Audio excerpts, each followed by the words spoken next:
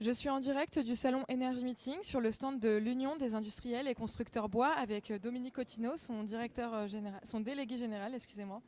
Bonjour. Nous allons notamment parler de la réglementation environnementale 2020 qui a propulsé la filière bois.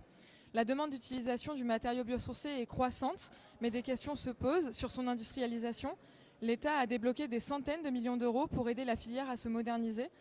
L'idée, c'est de mieux organiser les capacités de production et les compétences des salariés.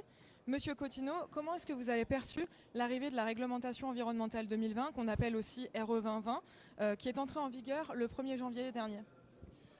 Alors, dans un premier temps, on l'a avant tout bien perçu parce que c'est la première réglementation qui met véritablement l'accent sur la décarbonation de l'acte de construire. Et on en connaît tout le poids.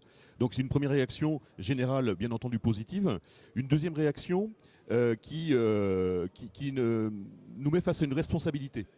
C'est la responsabilité que nous devons être au rendez-vous de cette massification de la construction bois, de la montée en puissance du matériau bois dans la construction, et de pouvoir faire évoluer à la fois notre filière, faire évoluer aussi les autres filières constructives, parce que un élément qui est très clair, c'est le premier enjeu, c'est la décarbonation.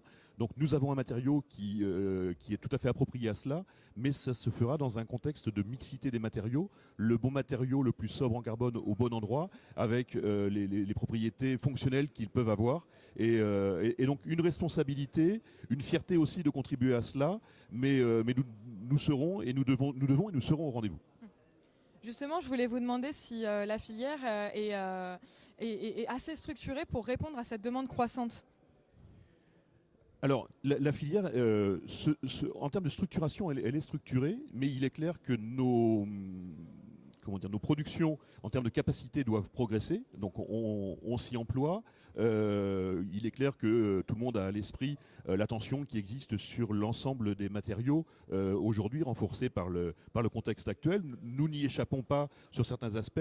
Néanmoins, les synergies sur les différents acteurs de la chaîne de valeur se structurent de façon extrêmement harmonieuse. Et la RE 2020, finalement, est aussi une chance en ce qui nous concerne pour se projeter. C'est-à-dire que la feuille de route qu'elle trace sur les 10 prochaines années permet de générer et de sécuriser les investissements industriels en ayant en perspective cette augmentation de volume qui va mécaniquement arriver pour nos produits.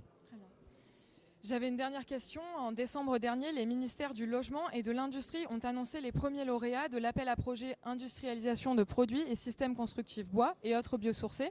Ils ont aussi lancé en parallèle un autre appel à projet qui s'appelle Mixité pour la construction bas carbone.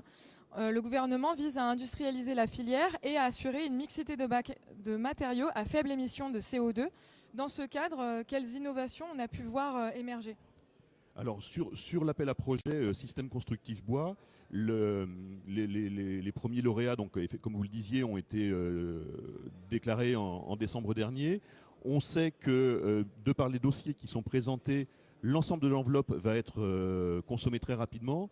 Et dans le cadre des assises de la forêt et du bois qui se sont clôturées il y a 2 semaines, le gouvernement a annoncé un renforcement de cet appel à projet à hauteur de 180 millions d'euros pour justement développer ces systèmes constructifs, à la fois sur un aspect capacitaire dont on a besoin, mais aussi en relevant d'innovation par rapport aux filières d'approvisionnement ou par rapport aux essences qui vont pouvoir être employées.